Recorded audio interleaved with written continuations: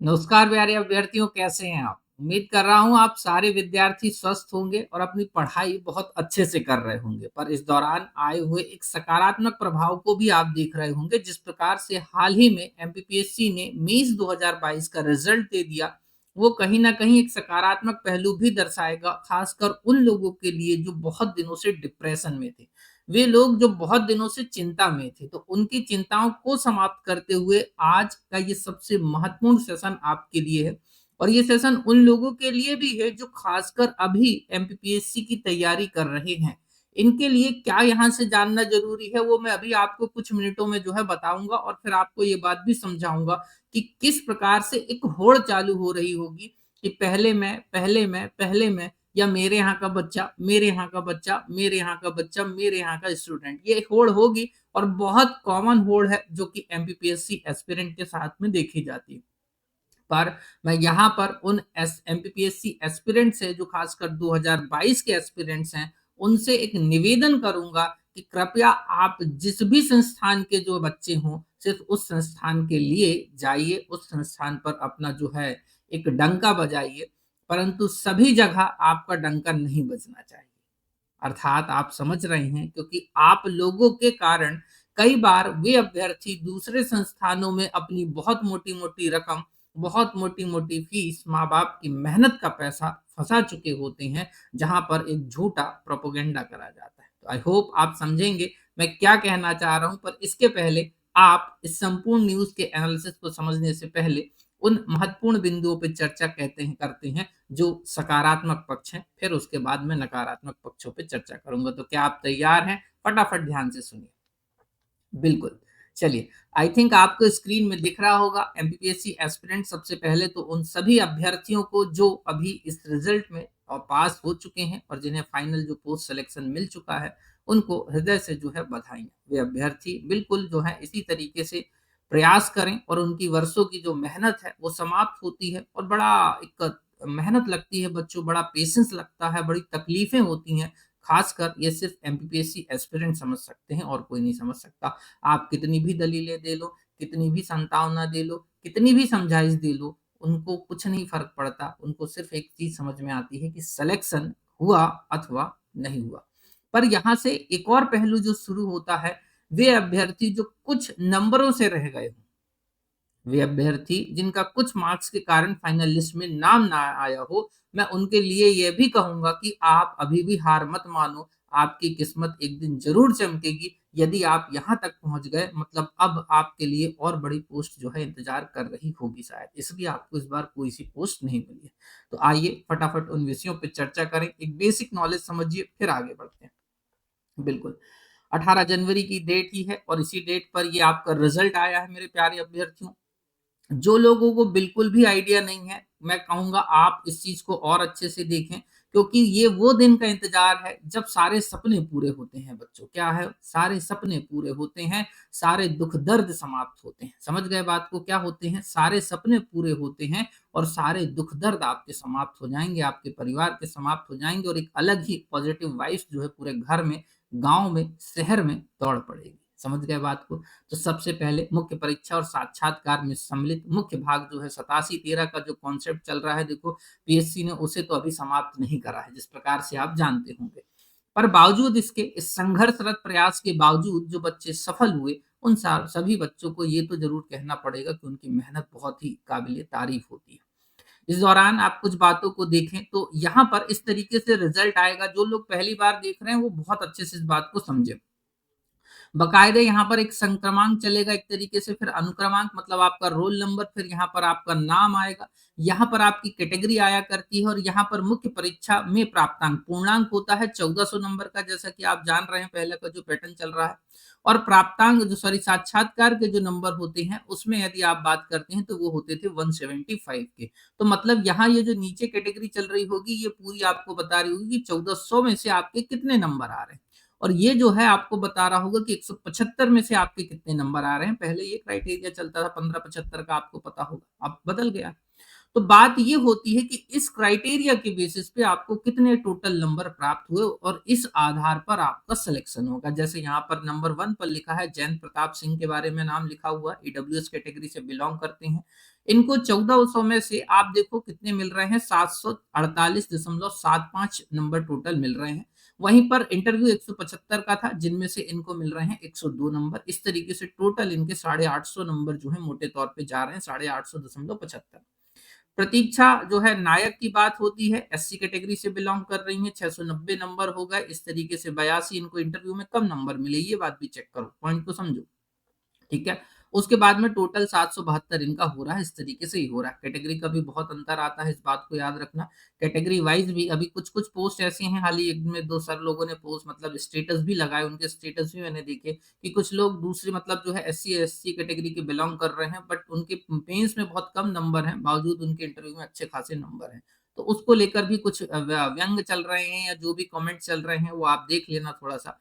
शरद तिवारी की बात होती है, ईडब्ल्यूएस कैटेगरी से बिलोंग कर रहे हैं, 712, और इसी तरीके से 135 इनको मिल रहे हैं यहाँ पर, टोटल 847। ये तरीके से ये रेंज चल रही है टोटल की, एक आपको मैंने आधार बताया। अब मैं टॉप 5% की बात कर रहा हूँ, जिनके अच्छे खासे रैंक हैं, अच्छे खासे नंबर हैं और वाकई में काबिल तारीफ वाले लोग हैं। तो सबसे पहले इस दिशा में जो व्यक्ति आ रही हैं वो है हमारी दीपिका पाटीदार। इनका जो है रोल नंबर जो है 12 300 आई थिंक 102837 है, और दीपिका को बहुत सारी बधाइयां, जिस प्रकार से उन्होंने प्रयास करा, जिस प्रकार से उन्होंने मेहनत करी। बट मैं फिर से कहूंगा, मैं दीपिका से भी यही अपेक्षा रखूंगा कि वो वाकई में उस संस्थान को अपना पूरा वेटेज दें, अपना पूरा आभार व्यक्त करें जिस संस्थान की वो वाकई में स्टूडेंट रही हैं। क्योंकि एक अकेली दीपिका के कारण कई विद्यार्थियों का जीवन गर्त में भी चला जाता है। ये मैं वाकई में आपसे बिल्कुल एक स्पष्ट तौर पे कह रहा हूँ, और ये दीपिका जैसे एस्पिरेंट इस बात को बहुत अच्छे से ध्यान में रखें। एक और वीडियो मैंने आपको इसी तरीके से फ्री मेंटरशिप वाले में दिया था, और ये वीडियो बनाने का उद्देश्य मेरा यही है, दो उद्देश्य हैं। एक तो सबसे पहले वे बच्चे जो जान जाएं जिनको बिल्कुल भी आइडिया नहीं है, और एक वे बच्चे जो सेलेक्ट हुए हैं वो इस बात को समझें कि आपकी एक रिस्पॉन्सिबिलिटी भी बनती है, एक एथिकल रिस्पॉन्सिबिलिटी बनती है। उस एथिकल रिस्पॉन्सिबिलिटी को आप लोग बिल्कुल ना भूलें। ठीक है। तो इस आधार पे मैं बोलूंगा दीपिका को बहुत सारी बधाइयां। ओबीसी की यदि हम बात करते हैं, कैटेगरी से बिलोंग कर रही हैं बच्चों, 756 नंबर जो है इनको आए, 756 मोटे तौर पे समझ लीजिए, और 146 इनको इंटरव्यू मिले।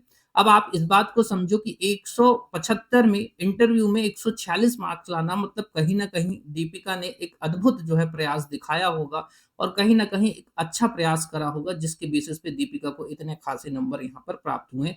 और ये रही टॉपर, 902 के साथ में जो है टॉपर बनकर उभर रही है दीपिका, समझ गए बात को। तो टॉपर नो डाउट, जो व्यक्ति पीएससी जैसे एग्जाम में टॉप करे तो उसको तो जितनी बधाइयां दो उतनी कम है, क्योंकि उसने कितनी मेहनत करी होगी ये सिर्फ दीपिका जानेंगी, और आप जैसे कोई या हम जैसे कोई जितने बोल रहे हैं वो कोई नहीं जानेंगे, समझे बात को। तो अल्टीमेटली 903 नंबर इनके प्राप्त हो रहे हैं, और इस आधार पर जो है एक बार फिर से मध्य प्रदेश की एक बच्ची ने अपने आप को फिर से साबित करके बताया कि बालिका इतनी भी सस्ती नहीं होती हैं जितनी सस्ती सारे लोग समझते हैं। और वाकई में बच्चों की तुलना में बालिकाएं भी बहुत प्रतिभाशील होती हैं और प्रतिभावान होती हैं, और अपने आप को साबित कर सकती हैं यदि उन्हें एक मौका दिया जाए। उसके बाद में ऐसे और भी बहुत सारे नाम हैं, सभी कैंडिडेट्स को मैं तो कहूंगा ढेर सारी बधाइयां। पर उसके बाद में दूसरा जो मुझे नाम मिला था, वो मिला था आई थिंक मुझे आदित्य नारायण तिवारी जी का, जो कि यूएनआर मतलब जनरल कैटेगरी से बिलोंग कर रहे हैं। और जनरल कैटेगरी के बच्चे यदि टॉप करते हैं या टॉप रैंक में आते हैं बच्चों, मैं ये नहीं कहूंगा कि किसी कैटेगरी का पक्षधर हूँ, पर मैं ये कहूंगा कि वाकई में ये बच्चे बहुत ही काबिलियत तारीफ होते हैं जो इस रैंक को हासिल करते हैं, क्योंकि इनका तो पूरा खून पसीना निचड़ सकता है, इतने ज्यादा नंबर इनको लाने पड़ते हैं। इस आधार पर देखो, यूएनआर कैटेगरी मतलब आपकी समझ लीजिए जनरल की बात हो रही है, 767 मेंस में आ रहे हैं इनको, और इंटरव्यू में इनको भी 130 नंबर बहुत अच्छे नंबर माने जाते हैं, समझ गए बात को। और इस तरीके से टोटल लगभग 897 898 का ये टोटल मार्क्स इनका बनता हुआ आपको दिख रहा है। तो दैट मीन्स आदित्य ने भी एक अच्छी मेहनत करी होगी। पर मैं आदित्य से भी फिर से वही बात कहूंगा कि आप जिस संस्थान के मूल बच्चे रहे हैं, मतलब जो आपका कोर इंस्टीट्यूट रहा है, आप केवल उस इंस्टीट्यूट में अपने आप को जाके बताएं, या आप बताएं कि आप किस संस्थान के टॉपर हैं, ना कि सारे भंडारों में जहां फोटो आपके लग रहे हैं। ठीक है। बाकी फिर आदित्य का अपना डिसीजन है, वो क्या डिसीजन लेते हैं इस पर तो कोई किसी को मना नहीं कर सकता है। थर्ड नंबर पे आई थिंक आती हैं सुरभि। तो सुरभि ईडब्ल्यूएस कैटेगरी से बिलोंग कर रही हैं, सुरभि जैन, इनको भी ढेर सारी बधाइयां। और 768 नंबर के साथ इन्होंने अच्छे खासे मार्क्स लाए। इंटरव्यू में भी इनको अच्छे खासे 125 और इस तरीके से 893 मार्क्स इनके जो है बनते हुए आपको दिखेंगे। उसके बाद में और बात होती है, मैं टॉप 5 की बात कर रहा हूँ और मैं क्या बताना चाह रहा हूँ मैं अभी आपको वो भी जस्ट समझाऊंगा। फिर उसके बाद बात होती है, आई थिंक महिमा चौधरी की बात होती है। तो महिमा ओबीसी कैटेगरी से बिलोंग कर रही हैं बच्चों, और 778 टोटल मार्क्स आ रहे हैं। 1110 जो है इनको इंटरव्यू में नंबर मिल रहे हैं। इस तरीके से 888 साढ़े आठ मतलब 888.5 इनकी रैंक मतलब जो है इनको टोटल मार्क्स प्राप्त हो रहे हैं। ये एक एक पॉइंट वाले नंबर भी बड़े कभी कभी ना जान डाल देते हैं आपकी खासकर पोस्ट में। उसके बाद आती है धर्म प्रकाश मिश्रा की बात होती है। ये भी यूआर कैटेगरी से बिलोंग कर रहे हैं मिश्रा जी, इनको भी ढेर सारी बधाइयां बच्चों। 770 लगभग 770 71 मान सकते हैं आप मोटे तौर पे, पर ठीक है यहाँ पर पॉइंट का भी फर्क पड़ता है, तो आप कुछ ना माने, जो लिखा है वो ज्यादा माने। तो 885.75 इस तरीके से इनको नंबर प्राप्त हो रहे हैं। तो अब आप इन टॉपरों के थोड़ा सा नंबर देखो। ये तो हो गया अपना 1 2 3 4 और 5, इस तरीके से कुल 5 लोगों को मैंने जो है फाइंड आउट करा। इन 5 लोगों को जब आप फाइंड आउट करेंगे तो आप देखेंगे कि इंटरव्यू के मार्क्स भी बहुत मायने रखते हैं। कई लोग ऐसा बोलते हैं कि आप इंटरव्यू के मार्क्स जो है ना, इंटरव्यू के मार्क्स कम भी आएंगे तो चल जाएगा। ये बात भी सही है, इस पे कोई बुरी बात नहीं है, कोई दो राय नहीं है। पासिंग मार्क्स भी ले आओगे तो आप, पर आप इससे इस बात का अंदाजा लगाओ कि आपकी बड़ी पोस्ट इससे छिन जाती है। और जो मेरे प्यारे अभ्यर्थी जो पहली बार इन चीजों को देख रहे हैं वो और बहुत अच्छे से इस बात को समझे। जो पहली बार एग्जाम देने जाएंगे, जो आगामी एग्जाम देने जाएंगे, वो इस बात को बहुत अच्छे से अपने जहन में सेट करके भी जाएं। इसी के साथ आपको ये बात भी समझना होगा कि आपको मेंस में फोकस करना है, पर आपको अपना जो इंटरव्यू वाला पोर्शन है उसको भी अच्छे से डेवलप करना है। ये डेवलप कैसे होगा, ये आपको इंटरव्यू वाले पोर्शन में मैं समझाता हूं। और नहीं भी है तो मैं आपको ये तो बोलता हूं कि आप एटलीस्ट फर्स्ट डे से ही इस चीज को समझो कि तुम एक ऑफिसर बन चुके हो। जब तुम्हारे मन में विश्वास आ जाएगा कि तुम एक ऑफिसर हो, तो तुम अपना रहन सहन, बातचीत का तरीका, ये सब उसी लेवल पर लेके जाओगे जिस लेवल पर एक अधिकारी आपसे टॉक करता है, बात करता है, खड़ा होता है, सब कुछ। तो आप वाकई में वो चीजें शुरू से करिए। इसी को आप पर्सनालिटी डेवलपमेंट के प्रोसेस में जो है ले जाते हैं। तो जो लोग अधिकारी हैं उनको कभी आप देखना वो उसी लहजे से बात करेंगे। तो इस आधार पर आपको ये बात समझनी, क्योंकि मैं जो देख पा रहा हूँ वो मैं हमेशा देखता हूँ और वो मैं आपके सामने रखता हूँ।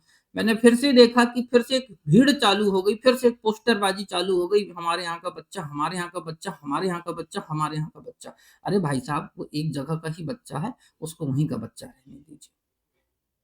और ये जो होड़ चलती है, इस होड़ को कृपया बंद करिए, क्योंकि इससे कई वो जो ऐसे बच्चे हैं जो बड़े मासूम हैं, उनका जो है भविष्य बर्बाद हो जाता है।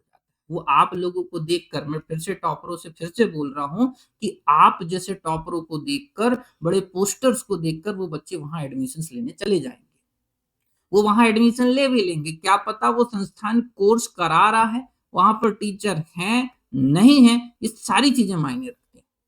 और इसके बाद बड़ी बड़ी मोटी मोटी रकम देने के बाद वो बच्चा बिल्कुल शांत बैठ जाता है, उसको पता ही नहीं चलता, क्योंकि माँ बाप की जमा पूंजी जब्त हो गई, एक तरीके से समझ लो। निकलने की कोई प्रोसेस रहती नहीं है संस्थानों में। आपको भी पता है कि फीस एक बार जमा तो बहुत ही, कोई रोए गिड़गिड़ाए मरे, मेरे को लगता है, तो फीस कोई नहीं वापस करता है। ठीक है, इसलिए मैं आपसे बोलूंगा कि किसी के भी माता पिता की जमा पूंजी, उसके जीवन भर को संवारने का एक एथिकल रिस्पॉन्सिबिलिटी आप लोगों के ऊपर बनती है। और जो लोग भी इस वीडियो को देख रहा है, मैं फिर से कहूंगा शेयर जरूर करना, क्योंकि इसमें तुम देखने वालों का भविष्य भी छुपा हुआ है।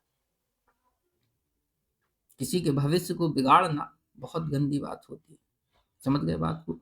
तो इसीलिए मैं ये आपसे ये कह रहा हूं कि आप बहुत अच्छी हैं, आप बधाइयां हैं, आपने मेहनत जैसी करी है वैसी मेहनत बच्चों के सामने परोस के रखिए। और ये बच्चे नो डाउट जितने भी सफल हो रहे हैं, मैं फिर से कहूंगा, इनका एक अच्छा मेंटर रहा होगा, उन्हीं से इन्होंने सारी गाइडेंस प्राप्त करी होगी, भले वो कोचिंग संस्थान में एक अकेला बंदा रहा। तो इसलिए आपके जीवन में एक मेंटरशिप की बड़ी जरूरत पड़ती है। उस मेंटरशिप को हमेशा एक व्यक्ति का चयन कीजिए, और मैं उसके चयन में आपको हमेशा बोलता हूं, पानी पियो छानकर और गुरु करो जानकर। तो उसका चयन करें, उस आधार पर आगे बढ़ें, और निश्चित तौर पर आप इस पे सफल होंगे। जो अभ्यर्थी तैयारी कर रहे हैं उनसे मैं कहूंगा कि देखो किस तरीके का क्राइटेरिया सेट होता है। इस दिन का इंतजार तुम्हें करना होगा, इस दिन के लिए तुम्हें तैयार रहना होगा और इस दिन के लिए पूरी शिद्दत से तैयारी करो ताकि तुम्हारे माँ बाप को भी गर्व हो जाए। तो इस आधार पर मैं आपसे और सारे विद्यार्थियों से यही कहना चाहूंगा कि आपको बहुत बहुत बधाइयाँ, जो इस क्लास को देख रहे हैं उनको बधाइयाँ, और थोड़ी सी भी ईमानदारी आपके अंदर है, खासकर टॉपरों के अंदर एथिकल रिस्पॉन्सिबिलिटी को समझते हो, तो उन घरों में मत जाना जिन घरों में तुम्हें पैसा देकर प्रमोट करा जाएगा। और यदि इसके बावजूद तुम प्रमोट करने जा रहे हो ना, तो मैं कहूंगा तुम्हारे जैसे अधिकारियों की जरूरत भी नहीं इस देश को। बाकी फिर तुम्हारा निर्णय। और यदि कोई बात बुरी लगी हो तो समझदार आप हैं। चलिए, तो मैं अतुल कुमार गर्ग अब आपसे विदा लेना चाहूंगा। यही जरूर आपसे कहना चाहूंगा कि यदि ये दिशा आप बच्चों को देंगे, ये डायरेक्शन आप बच्चों को देंगे, इस प्रकार से उनके भविष्य को संवारेंगे, तो ऊपर वाला भी आपको बहुत खुश रखेगा। जय हिंद, जय भारत, और बहुत धन्यवाद हम सभी से जुड़ने के लिए, आज की इस क्लास को देखने के लिए। और शॉर्ट रूप में मैं आपसे फिर से कह रहा हूं मेरे प्यारे बच्चों, ये रिजल्ट वो दिन है जो आपके सारे दुख दर्द मिटाएगा। तो जो मेरे 3 ईयर के स्टूडेंट्स हैं, जो हमारे साथ तैयारी कर रहे हैं और जो अन्य संस्थानों में भी तैयारी कर रहे हैं, मैं उनसे कहूंगा कि और शिद्दत से पढ़ो, और मेहनत से पढ़ो, और दिल से पढ़ो, ताकि तुम्हारा सिलेक्शन हो जाए और कोई भी तुम्हारे बारे में कुछ कह ना सके। तो इस आधार पर सारे अभ्यर्थियों को ढेर सारी शुभकामनाएं, सारे विद्यार्थियों को ढेर सारा प्यार, और इसी तरीके से आप सारे अभ्यर्थी जो हैं इसी प्रकार से प्रयास करते रहें। आप सभी को ढेर सारी बधाइयां। 2 और विद्यार्थी हैं जिसमें एक है काजल और एक है आपका शिव, इन दोनों को भी ढेर सारी बधाइयां प्यारे अभ्यर्थियों। ठीक है, तो इस आधार पर मैं अतुल कुमार गर्ग अब आपसे विदा लेना चाहूंगा और यही उम्मीद रखूंगा कि आप सारे अभ्यर्थी अच्छे से तैयारी करेंगे, अच्छे से आगे बढ़ने के लिए प्रयासरत रहेंगे, ताकि आप भी उन सपनों को पूरा करें जिन सपनों को लेकर आप बड़े बड़े शहरों की तरफ जाते हैं, और खासकर आप इंदौर की तरफ जाते हैं। क्यों, जो सारे अभ्यर्थी इंदौर की तरफ आए हैं, उन सारे अभ्यर्थियों से मैं यही कहूंगा कि इंदौर सपनों का शहर है, यहाँ सपने जरूर पूरे होते हैं और तुम्हारे भी सपने पूरे होंगे, बस तुम्हें उस शिद्दत से इस तैयारी को करना होगा। तो इस आधार पर मैं अतुल कुमार गर्ग अब आपसे विदा लेना चाहूंगा, इसी उम्मीद में कि आप वो सत्यता को बरकरार रखेंगे जो आपके अंदर या सभी के अंदर होनी चाहिए। जय हिंद, जय भारत, अपना ख्याल रखना चाहिए।